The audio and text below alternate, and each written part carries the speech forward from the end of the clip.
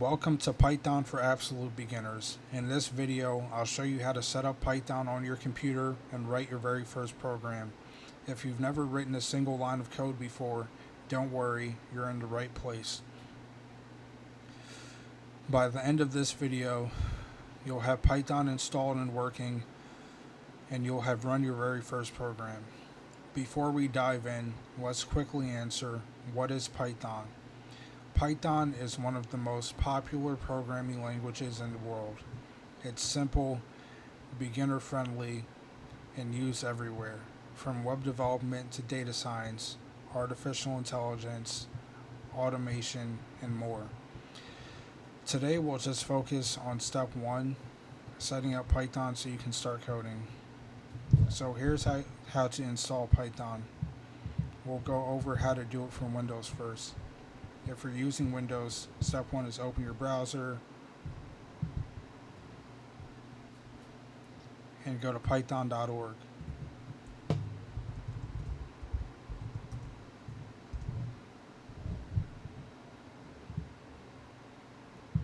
Click Downloads.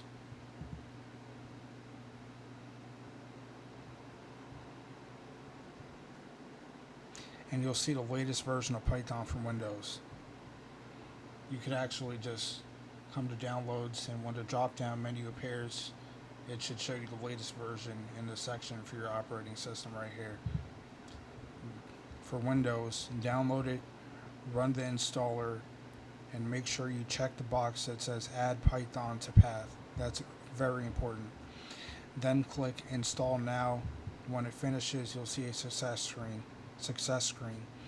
On a Mac, you can also download from python.org. Here, it's the same process. You just click this and then you go ahead and install it. Alright, so once installed, let's check if Python is working.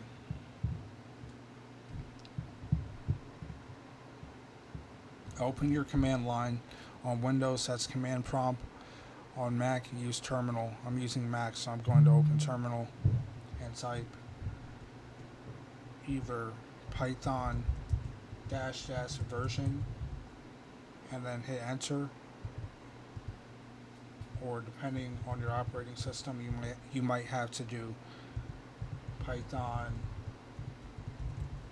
3 -- version and hit enter. For me, I have to do Python 3 -- version.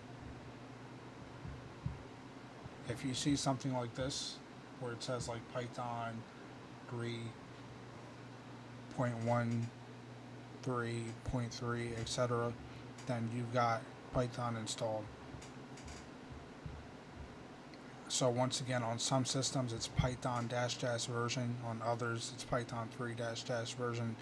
Try one, and if it doesn't work, use the other. Now let's write our very first Python program. The quickest way is to use the Python interactive shell. In your terminal, type Python.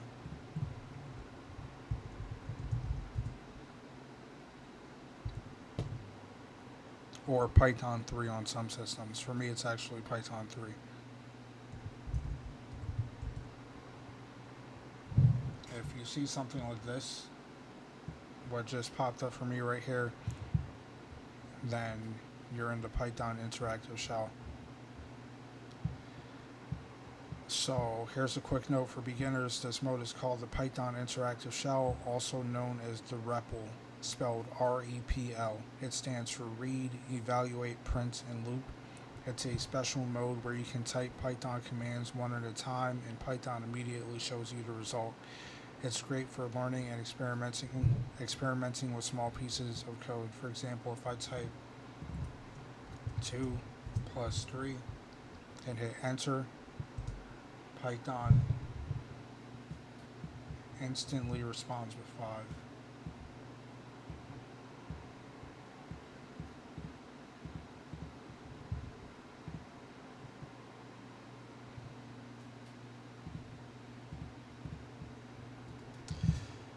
Okay, so that's the beauty of the interactive shell. You can try out code and see the result right away. So that was your first small Python program. In a moment, we're going to try one more, but first, here's a tip. If you ever want to exit the interactive shell, you can type exit with a set of parentheses after like this, and then press enter. On Windows, you can also press Control plus Z, then enter, and on Mac, it's Control plus D. Okay, I'm still in the Python interactive shell. I did not actually exit it. If you tested out how to exit the interactive shell, go ahead and enter back into it by just typing Python or Python 3, depending on your system. So now we're going to type this: print, open parentheses, open quotation mark, hello, space, world, close quotation mark, close parentheses, and hit enter. Python should respond with the text, hello, world. And that's it. You just ran another Python program. The first was the 2 plus 3, which equals 5, and this is the second one. The text print with the center parentheses after it, like this, is something called a function. This particular function, the print function, tells Python to display whatever text you put inside of it on the screen. In this case, it's displaying the words hello world, which is the text we put inside the quotation marks. The text you want to display must be inside the quotation marks. You can change the text from hello world to have it display any text that you want. I will teach more about functions in future videos. Typing code in the interactive shell is fun for testing, but we usually write Python programs and files. In order to do this, we need to use a code editor. For this video, we're going to use Microsoft's Visual Studio Code, or VS Code for short.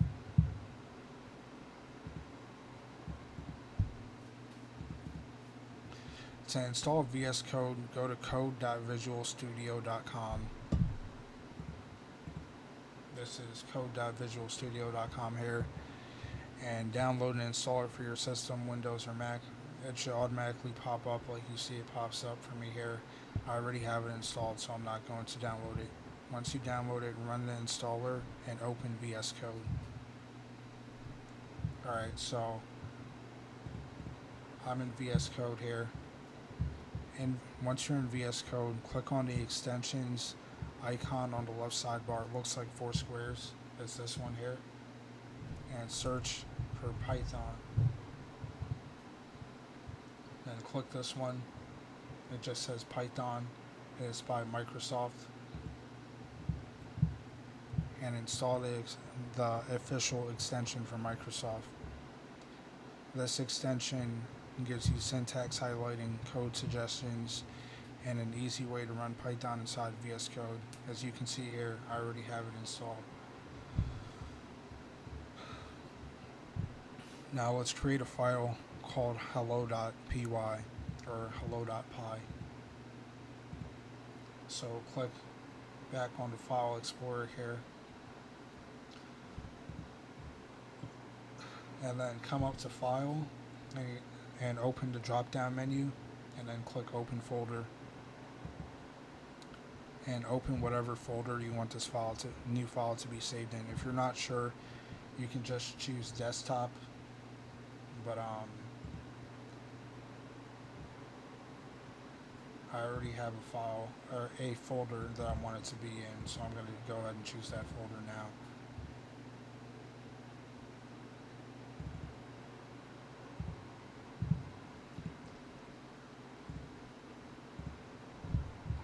Okay, so once you've chosen the folder, go ahead and click File at the top left hand corner again, and click New File to create a new file.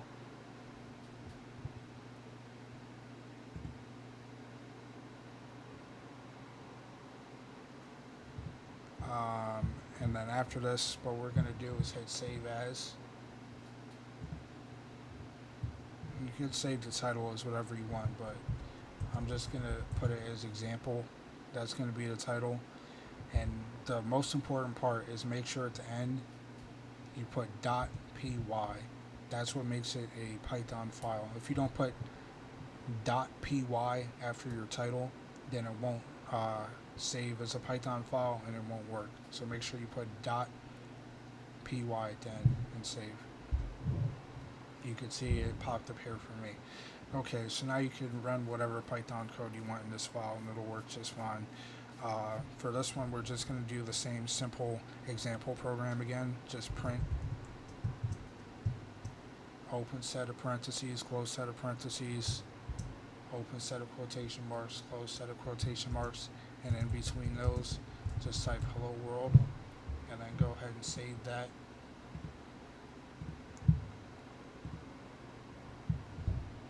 And at the top right hand corner here, you'll see this little play button.